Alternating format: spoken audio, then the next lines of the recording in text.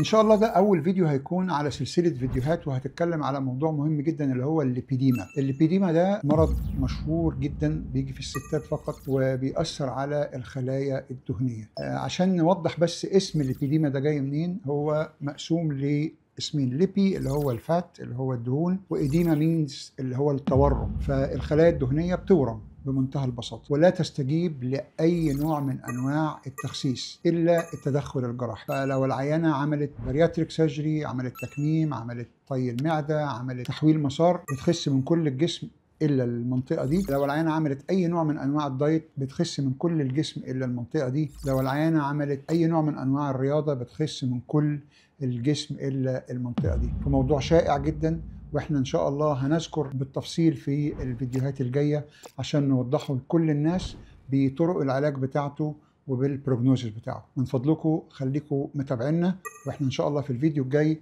هنبين الخطوة الجاية في الليبيديما. معكم الدكتور احمد عبد الجواد، كونسلتنت بلاستيك سيرجن، نورث ويست اوف انجلاند. ثانك يو.